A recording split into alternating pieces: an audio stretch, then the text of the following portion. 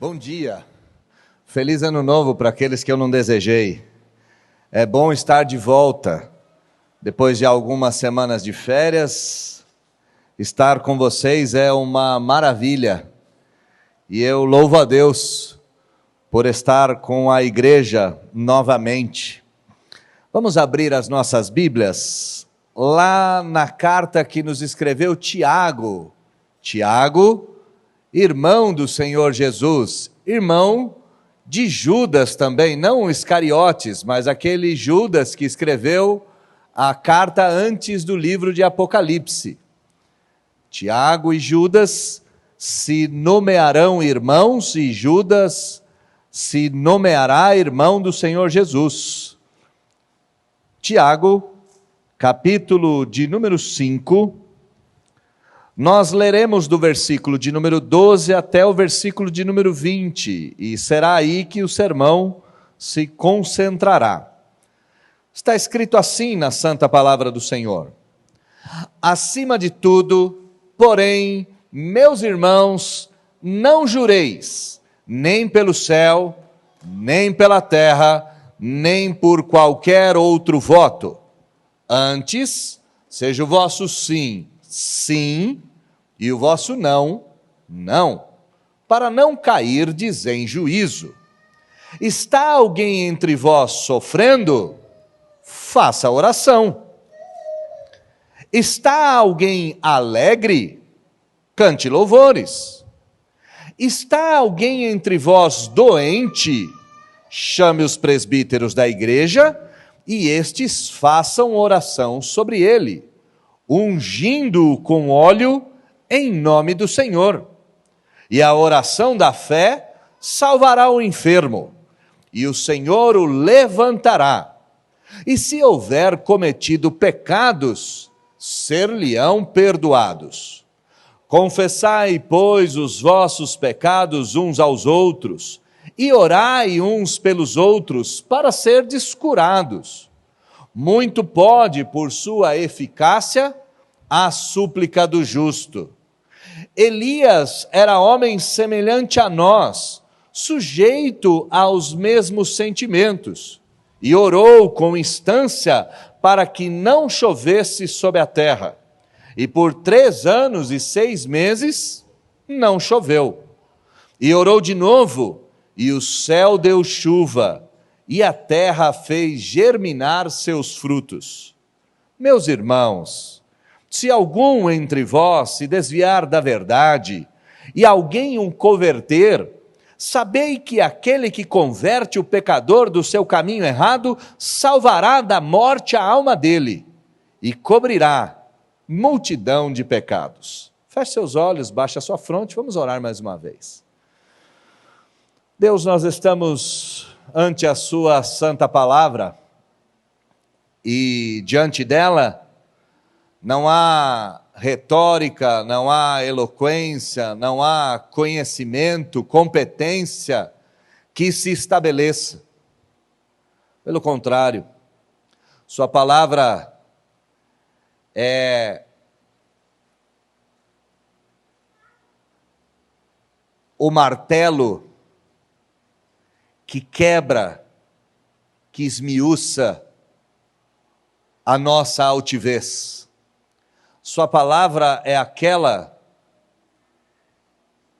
que nos moe, nos reduzindo a pó e nos refaz de uma nova maneira. O pregador só triunfa quando ele se declara incompetente. E assim se dobra diante do Rei da Glória. Que o Senhor fale conosco, e que o Senhor apareça em todos os atos, e que o Senhor de fato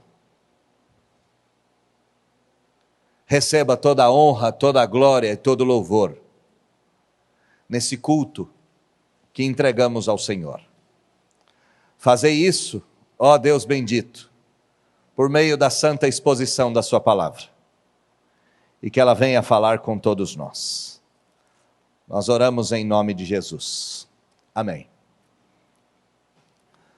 Nós estamos dando continuidade a mensagens ou desejos para o novo ano que se inicia. E é comum, no ano que se inicia, nós fazermos uma série de promessas, uma série de reflexões, uma série de compromissos. E se você fez o compromisso de ler a Bíblia, eu já te alerto que você deve estar atrasado já, então volte à sua leitura. Você disse na virada do ano, eu vou ler a Bíblia toda, já pipocou uns 4 dias, volta e segue a sua linha de leitura, leia a Bíblia toda esse ano. É comum então fazermos promessas, fazermos compromissos. Só que nós temos problemas que são maiores do que esses compromissos firmados no final do ano. Nós temos um problema da nossa sociedade, nós temos um problema da nossa existência, nós temos um problema da nossa humanidade.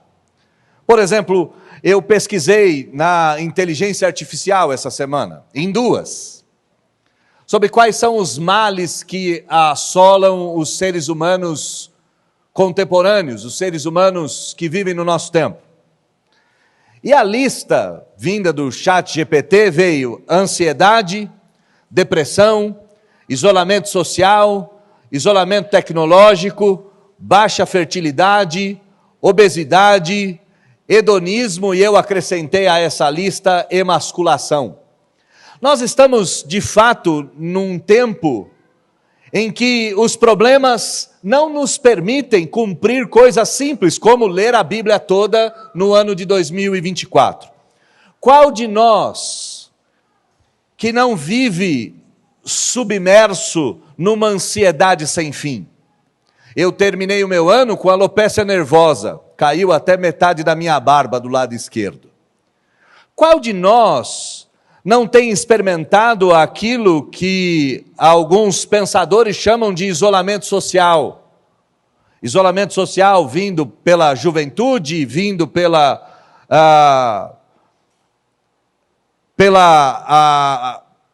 idade avançada, isolamento social vindo pelo divórcio, enfim. Qual de nós não tem experimentado um isolamento tecnológico?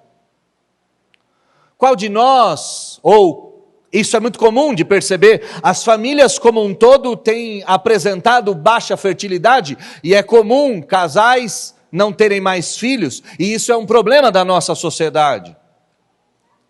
O hedonismo, então, é algo muito comum, as pessoas vivem pelo prazer imediato e esse prazer deve ser conquistado a qualquer preço. A obesidade é um problema que atinge a tudo e a todos, desde recém-nascidos até pessoas de longa idade, até idosos. E nós experimentamos um problema diferente, que é a emasculação, e aqui o sentido de emasculação não é o sentido de castração, mas o sentido de frouxidão dos homens. Esses são os problemas que a gente tem experimentado na nossa era. Problemas que a gente tem experimentado no nosso dia a dia, e problemas estes ou como estes têm nos impedido de cumprir algumas promessas. O texto que nós acabamos de ler, ele também trabalha com problemas, mas não estes, com outros problemas. Se você porventura se lembra, nós tivemos nesse ano que passou a pregação em cima da carta que Tiago escreveu, e nós fomos versículo por versículo, e se você se lembra, você deve trazer à memória que o problema que esses crentes vivenciavam era um problema social, era um problema moral, era um problema espiritual. Social porque os crentes eram da dispersão, eles estavam espalhados pelo Império Romano, e nesse êxodo, eles eram afligidos pelos mais ricos, por exemplo. Na tentativa de se habituar num novo ambiente, de estabelecer residência, os crentes estavam se submetendo a todo tipo de opressão. Pessoas mais ricas estavam arrancando couro desses crentes, e esse é um dos problemas da carta de Tiago. O segundo problema estava relacionado à própria perseguição. O Império Romano não admitia o cristianismo e nesse momento crentes estavam sendo mortos. Eles estavam sendo oprimidos pelos mais ricos, estavam sendo mortos pelo Estado. Os problemas espirituais eram muitos, porque à medida que o sofrimento avançava, os crentes culpavam a Deus. Por isso que Tiago vai dizer que nós não devemos atribuir culpa a Deus, pois Deus não tenta ninguém. Os crentes diziam: Deus nos abandonou, Deus se esqueceu de nós, Deus não nos ama e por isso está nos punindo. Os problemas então existenciais eram dos mais variados e nós podemos colocar ansiedade, depressão, hedonismo, isolamento, baixa fertilidade. Essas coisas também estavam nessa carta que Tiago escreveu. Tiago vai dar uma série de preceitos, uma série de soluções, e ele termina a sua carta de forma muito diferente. Se você conhece as cartas de Paulo, você há de se lembrar que o final da carta de Paulo é sempre com uma saudação. Paulo vai dizer: manda um beijo para fulano, manda um beijo para ciclano, diga a eles que tudo vai dar certo, é Paulo que escreve para vocês. Tiago termina com as últimas instruções, e essas últimas instruções é que eu quero trazer para nós nessa manhã. Versículo de número 13, Tiago vai dizer: está alguém entre vós sofrendo? Essa é uma pergunta retórica, a resposta está na própria carta. Sim, tem muita gente sofrendo, a carta toda vai falar de sofrimento. Se vocês estão sofrendo, e aqui o sofrimento envolve pelo menos 3 camadas: o sofrimento físico, o sofrimento emocional e o sofrimento espiritual. Qual é a solução para qualquer um desses 3 sofrimentos? Tiago vai dizer: está alguém entre vós sofrendo? Faça oração. Na tentativa de dar bons preceitos para esses crentes aqui, para que eles pudessem continuar, para que eles pudessem avançar, para que eles pudessem crescer em meio aos problemas da sua era, Tiago vai dizer: diante do sofrimento, seja este qual for, faça oração. Nós bem sabemos que a oração não muda o ser de Deus. Nós bem sabemos que a oração não muda os desígnios daquele que é soberano, mas nós também sabemos que a oração muda o nosso próprio coração. A oração não é feita na tentativa de mudar o cenário exterior. A oração é sempre feita na tentativa de mudar o cenário interior. Se alguém está sofrendo, seja esse sofrimento emocional, seja esse sofrimento físico, seja esse sofrimento espiritual, seja esta opressão qualquer, ore. E essa dica, esse preceito de Tiago, ele é válido para nós também. Diante dos sofrimentos da vida, diante das angústias da alma, diante dos males físicos ou psicológicos, diante até mesmo dos males espirituais advindos do diabo e de toda a sua horda infernal. Ore, ore. E se você quer colocar um item na sua lista de coisas a serem feitas em 2024, coloca aí: orar uma vez por dia. Tá bom. Para quem ora só no domingo do culto, orar uma vez por dia já está muito bom. Faça oração. Mas e se alguém está alegre? Porque nem sempre todo mundo está no mesmo jeito, e essa é uma grande verdade. Talvez o seu 2023 foi fabuloso, e talvez a pessoa que esteja do seu lado, 2023 foi catastrófico. Nem todo mundo está sofrendo, nem todo mundo está chorando, nem todo mundo está angustiado. Sim, temos pessoas que estão alegres. E Tiago vai usar a mesma pergunta retórica: existe alguém alegre no vosso meio? E a resposta é sim, obviamente. Tem gente que lida com o sofrimento de formas diferentes, tem gente que sofre muito, mas está sempre feliz, está sempre alegre. E essa talvez seja uma característica protetiva. O brasileiro aprendeu isso na vida, né? O brasileiro aprende a sorrir mesmo em meio ao esterco. É como as hienas que sorriem em meio ao caos. Sim, o crente também aprende esse tipo de coisa, o crente também experimenta esse tipo de coisa. Então, não só de sofrimento é feita a vida do crente também é feita de alegria. E o que nós devemos fazer quando estamos alegres? Cantar. Já disse o adágio, o ditado popular, que quem canta os males espanta. E essa talvez seja uma das grandes verdades que a gente não aprende nos livros, mas aprende olhando para a nossa própria história ou ao nosso redor. Tiago vai dizer então, tem alguém sofrendo? A solução do sofrimento é joelho dobrado. Tem alguém feliz? A resposta da felicidade não é tomar um porre, tomar um vinho, sair por aí em extravagâncias mil. Está alguém alegre? Atribua essa alegria ao Senhor. Louve ao Senhor. Cante ao Senhor. Segundo preceito, então, que você pode colocar na sua listinha. Toda vez que eu estiver alegre, eu não vou comer mais chocolate, eu não vou mais me embriagar, eu não vou mais abrir uma boa garrafa de vinho e vou tomá-la no bico. Eu vou cantar louvores. Terceira dica de Tiago para a igreja que estava passando por inúmeros sofrimentos. Está alguém entre vós doente? Sim, é a resposta. Do mesmo jeito que a igreja que Tiago pastoreava à distância, tinha pessoas doentes, no nosso meio aqui tem pessoas que estão padecendo por doenças. Doenças clínicas ou doenças psicológicas? Sim. Doenças advindas dos processos físico-químicos ou doenças advindas do próprio coração. Se alguém está doente, e aqui talvez a doença seja física mesmo, seja enfermidade, febre, seja enfermidade que ataca o corpo e transparece a todos. Qual é a resposta de Tiago? Chame os presbíteros da igreja, e estes façam oração sobre ele, ungindo com óleo em nome do Senhor. Esse é um texto que o que já deu de confusão não está escrito.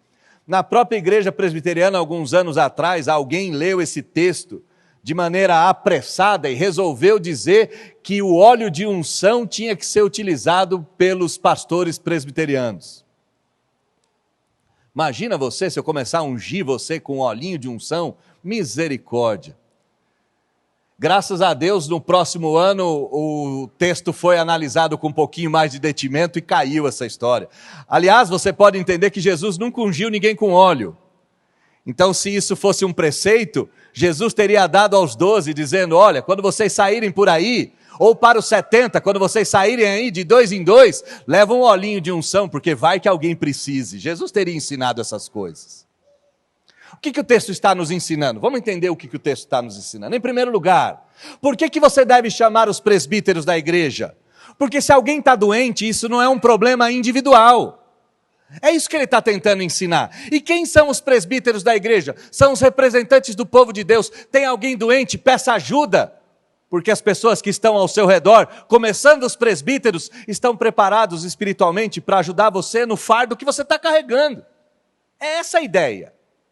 A ideia não é chamar o presbítero porque o presbítero tem uma super oração. Aliás, eu tenho que te dizer isso, a minha oração não difere da sua em nada. E se você precisar que eu ore pela sua vida, é óbvio que eu vou orar. A única diferença é que agora serão 2 pessoas orando, porque eu imagino que você está orando e eu também estarei. É só isso, é uma questão quantitativa, não uma questão qualitativa. A oração do pastor não tem mais qualidade do que a oração de qualquer crente. Aliás, se a gente for pensar em termos de qualidade, a única oração que de fato tem uma grande qualidade são os grunhidos das crianças durante o culto. E por que eu digo isso? Porque o Salmo de número 8 diz que das crianças sai o louvor perfeito. Quando uma criança grunhe dentro da igreja, esse é o louvor perfeito ao Senhor. Essa talvez seja a oração mais poderosa da igreja, o grunhido de uma criança a qual nós não entendemos uma só palavra. Eu não quero que você, a partir da semana que vem, comece a pedir para a criança colocar a mão na sua cabeça e começar a grunhir. Não foi isso que eu estou dizendo, não é isso que eu estou ensinando. O que eu estou ensinando é que a oração do presbítero não é qualitativamente superior. ela só é mais uma na quantidade. Duas. Mas quem são os presbíteros? Os presbíteros são os representantes da igreja. Tiago está dizendo, tem alguém doente? Tem alguém doente. Partilhe com a igreja. Traga os representantes da igreja, para que agora a sua doença seja um problema da igreja. A sua doença seja a doença da igreja, e agora a igreja faça oração. Faça oração e unja com óleo. Faça oração na tentativa de trazer algum tipo de alento. Nós estamos aqui de uma forma muito rudimentar da medicina. Se bem que óleos sempre são úteis, óleos sempre são necessários, e nós tivemos nos últimos anos um crescimento da indústria de óleos, por exemplo, de óleos medicinais. Mas aqui a ideia é: leve um pouco de frescor, leve um pouco de alento, leve um pouco de refrigério. Tem alguém doente? Partilha com a igreja. E os presbíteros, representando a igreja, vão orar e vão levar algum tipo de refrigério a essa alma que padece no leito da enfermidade. Vão levar algum tipo de bálsamo, vão levar algum tipo de frescor, vão levar algum tipo de suavidade. Tem alguém sofrendo? Faz oração. Tem alguém sorrindo?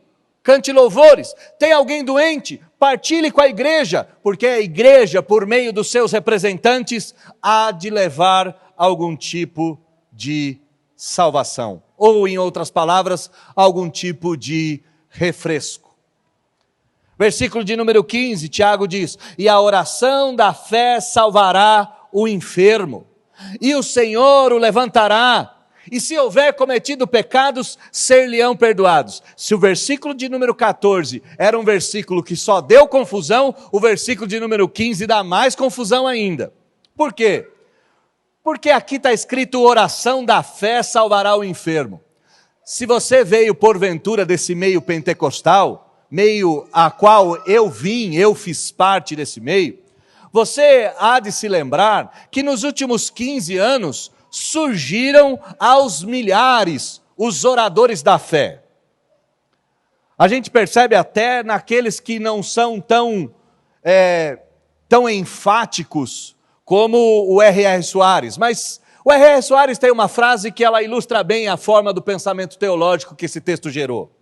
O R.R. Soares diz o seguinte: se a sua fé é fraca, junta a tua fé com a minha, porque a minha fé vai fazer com que a sua doença saia. E se você já teve a oportunidade em alguma madrugada da sua vida assistir o R.R. Soares, você há de convir comigo que ele estudou uma parte do compêndio de medicina para expulsar todo tipo de doença, de caroço ou de coisas que surgem por meio da oração da fé. Mas será que o texto está dizendo que existe uma oração que tem fé e uma oração que não tem fé? Não, o texto não está fazendo nada disso.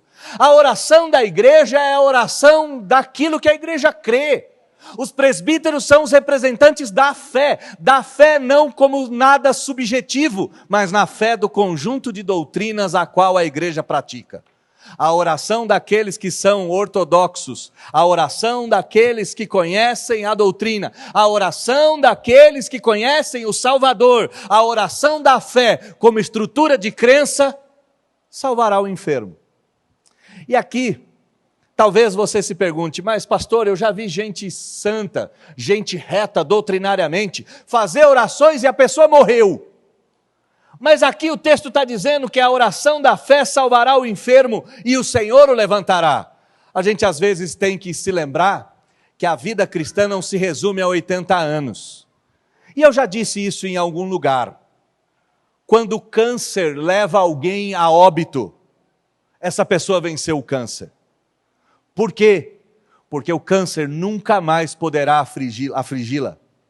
Assim que essa pessoa tombar e fechar os seus olhos, sua alma se levantará na glória.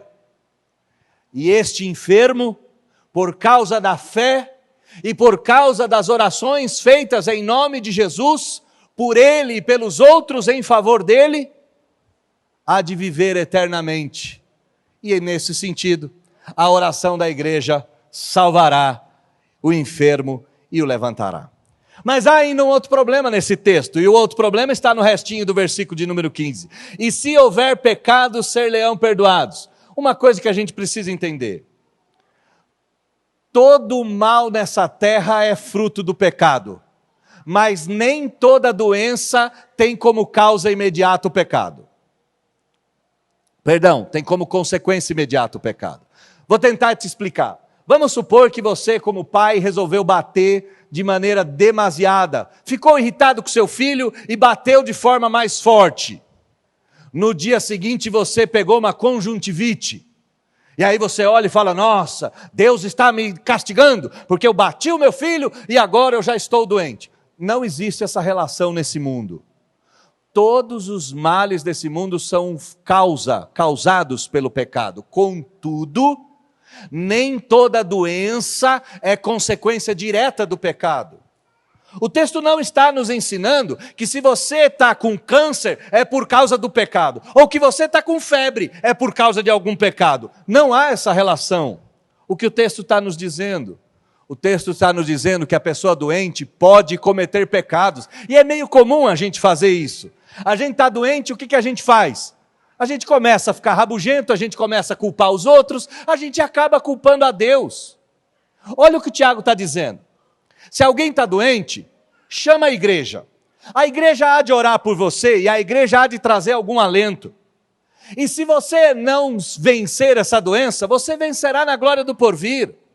E se porventura, no caminho do adoecimento, você pecar e você vier a blasfemar contra o Senhor, os presbíteros estarão ali para corrigir o seu procedimento, para te dar a direção, para te perdoar os pecados. Primeira dica, alguém está sofrendo, faz oração. Segunda dica, alguém está alegre, cante louvores. Terceira dica, alguém está doente, partilhe com a igreja. Quarta dica, versículo de número 16. Confessai, pois, os vossos pecados uns aos outros e orai uns pelos outros para serdes curados. Confessai, orai para serdes curados. A igreja evangélica é um pouco diferente da igreja católica apostólica romana. Mas eu vejo que nós cometemos a mesma falha na nossa estrutura. Qual é a falha que os romanos têm quando olham para esse texto? A falha dos romanos é atribuir a confissão de pecados a um só indivíduo.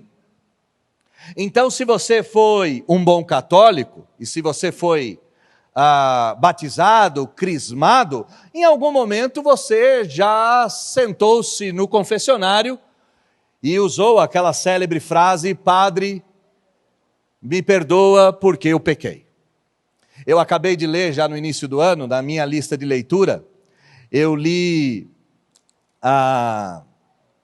Dom Casmurro, de Machado de Assis. Acabei a leitura há uma semana já. E Bentinho, o personagem, vive fazendo promessas, e as promessas dele é que ele deveria rezar 100 Padre Nossos, 100 Ave Maria e 100 credos. Chega uma hora que a lista dele tem mais de 10 mil orações não cumpridas. Bentinho tinha essa ideia de que por meio da confissão de pecados e da promessa das orações, seus pecados seriam perdoados. E essa é uma ideia que está presa, está bem centrada nos romanos. Já os crentes partiram para o outro inverso. Os crentes entendem, bom, já que Deus me perdoa o pecado diretamente, basta eu falar com Deus, eu não preciso falar com ninguém. Os romanos atribuem a fala a um só indivíduo, os crentes atribuem a fala a indivíduo algum. E eu tenho que dizer para vocês, olhando para Tiago, que os dois aspectos estão errados. Se você pecou contra o seu irmão, confesse os vossos pecados a ele. O cristianismo é uma fé que ela não é muito latina nesse sentido, né? O que os latinos fazem? Os latinos pedem perdão para outras pessoas para que esse perdão chegue até a pessoa ofendida. Os latinos não têm muito essa ideia de se expor e confrontar. O latino não consegue dizer, olha, eu errei com você. Ele faz aquele rodeio todo, né? Ele disse bem, olha, naquela semana eu estava passando por uma semana horrível. Muitas coisas eu fiz, muitos problemas, e foi por isso que eu acabei xingando você. A fé evangélica ela não é latina nesse sentido. A fé evangélica diz, você vai lá e fala. Meu irmão, é o seguinte, por causa dos meus pecados eu xinguei você de tudo que eu xinguei. E eu estou te pedindo perdão. Tiago está dizendo que quando eu peco contra um irmão, eu devo confessar o meu pecado a esse irmão e posso obter perdão desse irmão. É bem verdade que tem pessoas que a gente não tem mais contato. É bem verdade que tem pessoas que já morreram. É bem verdade que tem pessoas que não querem a nossa confissão e o nosso pedido de perdão. Aí é com elas. Aí não é mais conosco. Talvez você tenha cometido uma atrocidade e essa pessoa não queira te ver nem pintado de ouro. E você já tentou fazer de tudo. Está tudo certo. Não carrega essa culpa até a tumba, porque isso é loucura. Mas há um outro aspecto que esse texto diz. Esse texto diz que dentro da comunidade cristã, dentro da igreja, a confissão auricular não é feita ao líder, é feita aos crentes. E aqui uma sugestão para o seu ano de 2024. A primeira sugestão foi, se você está sofrendo, ore. Se você está feliz, cante. Se você está doente, partilhe com a igreja. Se você tem pecados a confessar, escolhe um crente saudável, um crente maduro, e tenha esse crente como alguém que pode te ouvir. Aprenda a caminhar com gente que você pode confiar, e aprenda a confessar os seus pecados. Rapaz, preciso falar com você. Porque o que aconteceu essa semana foi horrível. Essa semana briguei em casa, essa semana ofendi minha esposa, falei aquilo que não devia, ela também falou, o clima está horrível. Tenha isso. Por quê? Olha o que diz o texto, para serdes curados. Confessai, pois, os vossos pecados uns aos outros e orai uns pelos outros para serdes curados. Pecados não confessados, segundo o Salmo 51, geram em nós até doenças ósseas, até doenças nas articulações. E se você carrega uma culpa há tantos anos, você sabe disso, que teu coração é pesado com isso que você insiste em carregar. Conheça um crente, aqui tem vários, eu posso dar uma lista de crentes maduros. Conheça um crente que você pode se aconselhar, que você pode confessar os seus pecados. E perceba, muito pode por sua eficácia a súplica do justo. Sim, o justo é justo não é porque ele é super poderoso, o justo é justo porque ele foi justificado. Olha o que Tiago está respondendo no versículo de número 17 e no versículo de número 18. Ele está respondendo um possível empecilho que um crente poderia apresentar lendo esse texto.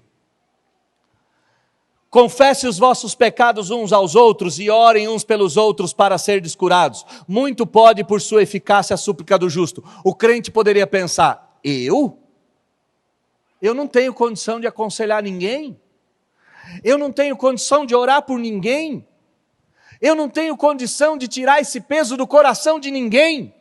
Olha o que Tiago diz. Tiago vai usar o exemplo de Elias. Elias era um homem semelhante a nós, sujeito aos mesmos sentimentos, e orou. Ele está dizendo, a oração não depende de supercrentes. O perdão dos pecados por meio da confissão auricular não depende do sacerdote.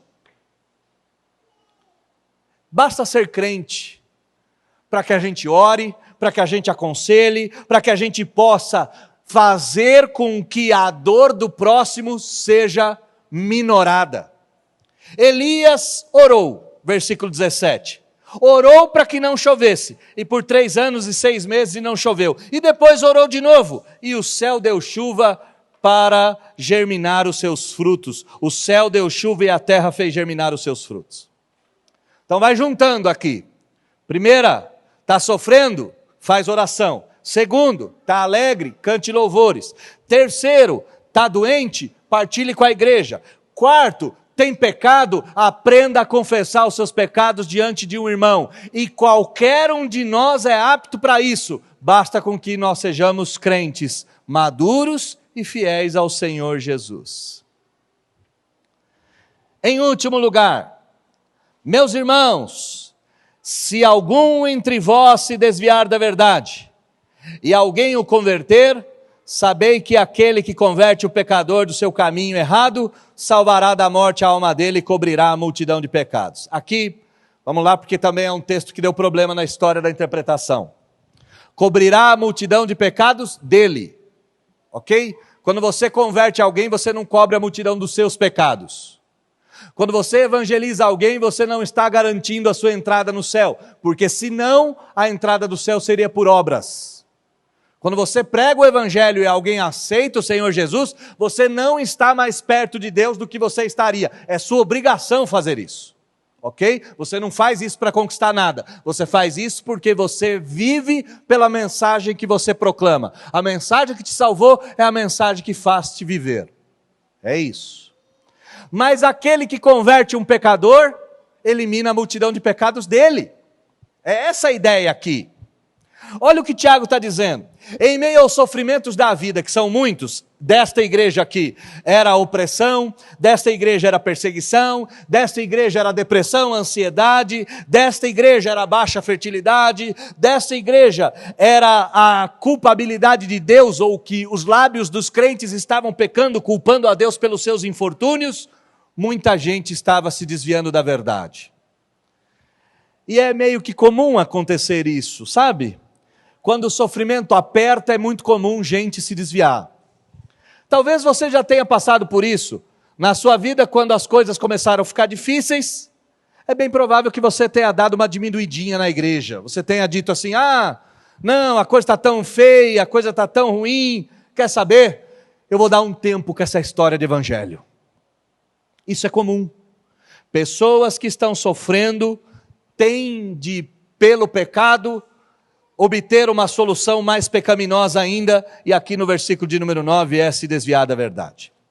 E se porventura no nosso meio, no ano de 2024, pessoas se desviarem da verdade, o que Tiago diz?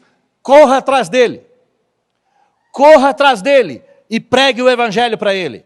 Corra atrás dele e avance em direção à restauração do pecador. Corra atrás dele, não desista dele de forma alguma. E aqui, uma mensagem pastoral e esperançosa para vocês que me escutam.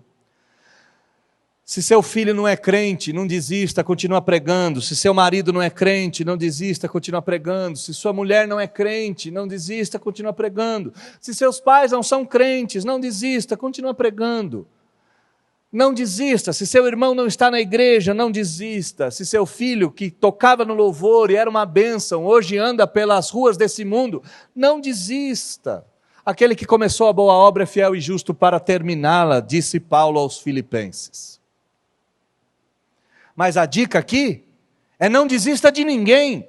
Meus irmãos, se algum dentre vós se desviar da verdade e alguém o converter, sabei que aquele que converte o pecador do seu caminho errado, salvará da morte a alma dele e cobrirá a multidão de pecados. Essas foram as dicas que Tiago deu para a igreja que ele pastoreava. Sofrimento, alegria, doença, pecado e alguém que se desviou da fé. Ele colocou soluções para aquele contexto. A solução envolvia a oração, envolvia louvores, envolvia a partilha com a igreja, envolvia o confessar o pecado, a confissão auricular de crente com crente, envolvia o trabalho árduo de convencer pecadores. Mas talvez você se pergunte, pastor, o que essas dicas têm a ver com os problemas do nosso tempo? Eu vou relembrar você dos problemas que eu disse no início da nossa jornada. Quais são os problemas que a gente enfrenta? Nós enfrentamos ansiedade e estresse. Todos nós andamos muito estressados. Todos nós andamos ansiosos por um amanhã que nunca chega e estressados por um hoje que não nos agrada. esse estresse e essa ansiedade tem nos levado a um estado letárgico, a um estado de depressão. E essa depressão pode ser vista por meio do isolamento social, quando você não quer ver ninguém, quando você não quer ter contato com ninguém, ou no isolamento tecnológico, onde você e suas redes sociais te bastam. Ou essa depressão pode ser vista por meio de um hedonismo, em que todas as suas ações têm a ver com a satisfação imediata. É aquilo que o brigadeiro faz quando você está estressado, por exemplo. Eu paro aqui na Laís, na lojinha aqui de baixo, para o desespero da minha esposa, e pego 2 brigadeiros, como os 2 imediatamente. Antes de engolir o primeiro, o segundo já está na boca. Na tentativa de uma autossatisfação que não dura mais do que alguns míseros segundos. A depressão gera o isolamento social, gera o isolamento tecnológico, gera o hedonismo, e essas coisas geram obesidade, que por sua vez gera baixa fertilidade, nos homens, emasculação, frouxidão. Como é que a gente enfrenta essas dicas? A gente olha para esse texto e pergunta para Tiago: Tiago, os meus problemas são diferentes desses caras aqui que você escreveu. Como então esse texto pode solucionar os problemas da minha geração? Estresse, ansiedade, depressão, isolamento tecnológico, social, hedonismo, obesidade, baixa fertilidade, emasculação. Como esse texto pode solucionar a minha vida no aqui e no agora? E eu acho que eu percebi, olhando para esse texto, como esse texto pode resolver. Volta no versículo de número 13. Está alguém entre vós. Terceira pessoa do plural. Segunda pessoa do plural. Nós, vós, eles. Vós, segunda pessoa do plural. Está alguém, versículo 14, entre vós, doente. Confessai, pois, versículo 16, os vossos pecados. Versículo 19, meus irmãos, se algum entre vós. Tiago está solucionando os problemas da igreja que ele pastoreava nesse tempo, por meio de um princípio. E qual é o princípio que norteia todo esse texto? Vida comunitária radical. Quer vencer o estresse? Eu sei que tem remédios, eu sei que tem exercício, eu sei que tem uma série de tratamentos, a gente pode suplementar, a gente pode fazer uma série de coisas, melhorar a alimentação. Sim, nós podemos fazer essas coisas, mas somente entre irmãos nós venceremos as dificuldades do nosso tempo. Sua ansiedade e seu estresse só serão solucionados se você aprender nesse ano 2024 que você não é uma ilha. Você não nasceu para viver isolado. Você não nasceu para promover um isolamento social, um isolamento tecnológico.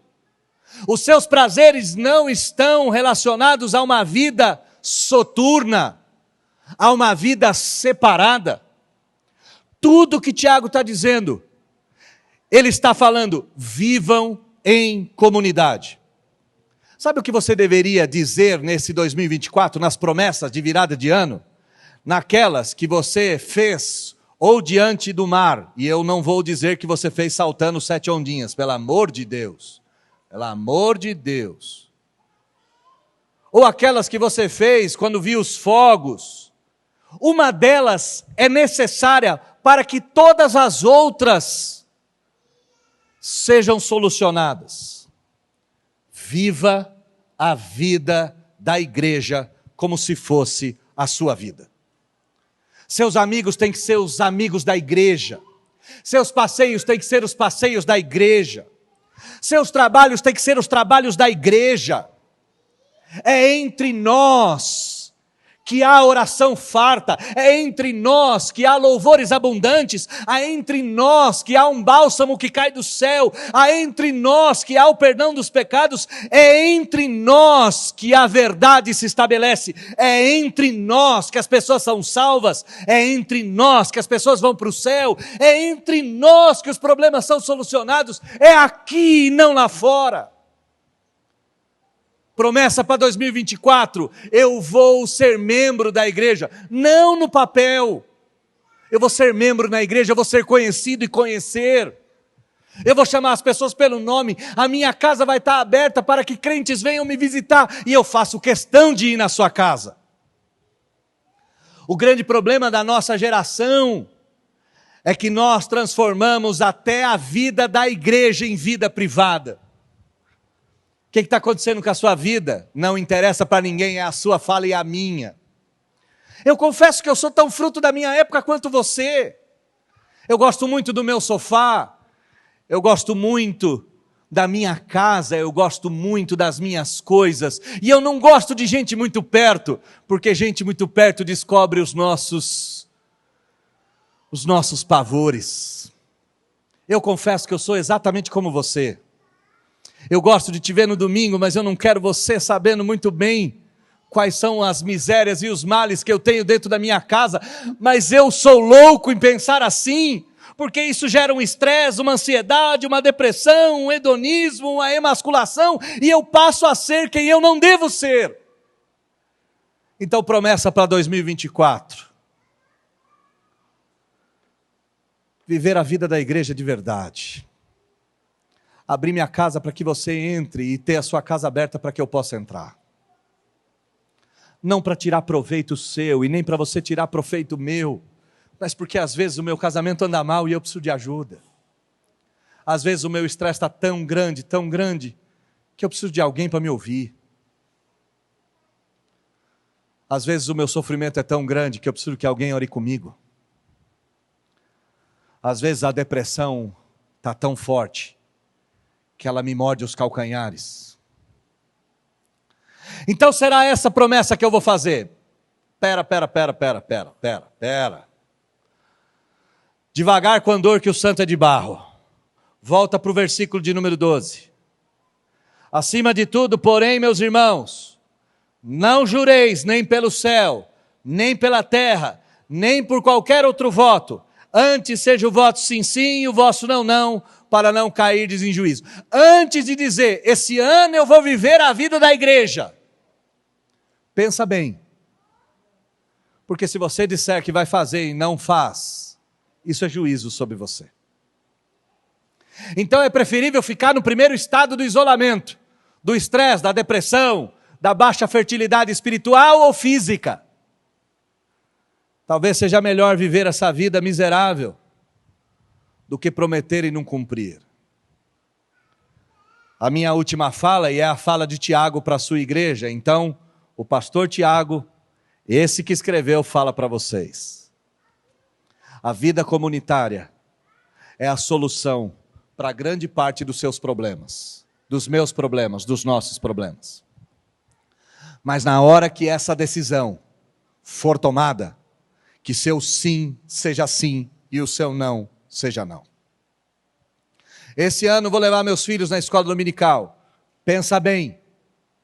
Esse ano eu vou participar da igreja, vou chegar uma hora antes, vou orar para que os irmãos tenham um culto maravilhoso. Pensa bem. Esse ano vou abrir minha casa e vou fazer com que minha casa seja um ponto de pregação. Eu quero um pequeno grupo lá. Pensa bem. Essa é a solução para a sua vida, e eu digo isso. Isso vai solucionar grande parte dos seus problemas. Grande parte dos seus terrores serão solucionados num voto como esse. Só que esse voto é diante de Deus, não é diante dos homens. Tiago então nos diz: seja o vosso sim, sim, seja o vosso não, não, para não cairdes em juízo. Meus votos para você em 2024, no meu primeiro sermão do ano, em primeiro lugar, viva a vida comunitária. Mas para isso, aprenda que seu sim tem que ser sim, e o seu não tem que ser não. Se esse ano o seu sim for sim, o seu não for não, você pode ter certeza que você terá um ano espetacular. É bem verdade que muita gente não vai gostar. Alguém que diz não para todas as pessoas ou para grande parte dela não costuma ser muito aplaudido. Mas se o seu não for justo, ele será aplaudido no céu. E se seu sim for bíblico, ele será reverenciado na terra. Que Deus te abençoe. Um feliz 2024 para vocês. Lembrem-se das dicas do velho pastor Tiago. Está sofrendo, ore. Está feliz, cante. Está doente, peça ajuda. Está em pecado, confesse. Tem alguém perdido, trabalhe para salvá-lo. Mas se lembre também das recomendações do pastor Daniel. Acima de tudo, viva a vida comunitária. E para que essa vida comunitária seja vivida, aprenda que esse ano seu sim tem que ser sim, e seu não tem que ser não. Feche seus olhos, vamos orar. E a gente encerra esse terceiro sermão sobre promessas ou diretrizes para o ano que se inicia. Oremos. Deus, em nome de Jesus, nós, o teu povo, te agradecemos muito pelas recomendações que Tiago fez aos crentes das 12 tribos que viviam na dispersão. Crentes que enfrentavam problemas econômicos, problemas de perseguição, problemas emocionais, problemas espirituais dos mais variados. Nós te agradecemos, porque o Senhor proveu solução para aqueles crentes. Nossos problemas envolvem os problemas daqueles crentes. Sim, nós sofremos, nós ficamos doentes, nós pecamos, nós nos desviamos da verdade. É verdade que nossos problemas são próximos a eles, só que nós temos outros. Nós somos a geração mais ansiosa da história, mais estressada, mais deprimida, mais isolada, mais sem propósito. Os casamentos perderam propósito, mulheres e homens não sabem os seus papéis. Mais hedonista possível é impossível. Nossos problemas são outros, e esses problemas entraram dentro da igreja. Somos tão ensimesmados quanto o mundo. Então nós te suplicamos, que o Senhor nos ajude a rompermos com essas amarras invisíveis, que amarram o mundo todo e infelizmente amarram cada crente que está aqui dentro dessa igreja. E a solução é viver entre irmãos. Nos ensine, se estivermos sofrendo, avisarmos a igreja. Nos ensine, se estivermos felizes, avisarmos a igreja. Nos ensine, se estivermos doentes, a chamarmos a igreja. Nos ensine, se estivermos em pecado, a chamarmos a igreja. Nos ensine a orarmos como Elias orou, que era um homem como nós. Nos ensine a não desistir de ninguém. Nos ensine a ir atrás de quem precisa ser resgatado. Nos ensine a não desistir, nem dos nossos familiares, nem dos irmãos da igreja. Irmãos deixaram de vir no meio do ano, a gente só se deu conta em dezembro. Que loucura tudo isso. Nos ensine a viver a vida comunitária, a abrir os nossos lares, o nosso coração, a ser um bom ouvido, a resistir à tentação de contar os segredos, antes de contar aos outros, apresentá-los diante de Deus. Nos ajude a viver a vida comunitária, como igreja. Senhor, nós detestamos esse desigrejamento consentido que existe nos nossos dias. Eu não faço parte da igreja se eu assisto o culto de domingo. Isso é mentira. Nos faça acabar com essa vida online. Não existe cristianismo online. Cristianismo é entre nós. Cristianismo é vida comunitária, ardente, latente, presente, autoevidente. Cristianismo é ser um com o meu irmão. Cristianismo é ajudar uns aos outros a carregar os seus fardos. Cristianismo é doar os meus dons e talentos para gente que eu não conheço. E digo mais, para gente que eu não tenho afinidade e talvez nunca venha a gostar. Mas mesmo assim, me dou, porque o mandamento me mandou amar. Que nesse 2024, esse ensimesmamento nojento, que eu vivo, Senhor. Aqui o dedo não está nos meus irmãos, não. Eu gosto da minha casa, gosto do meu sofá, gosto da minha TV, gosto das minhas coisas e da minha comida. Mas tudo isso eu só tenho porque o Senhor me deu.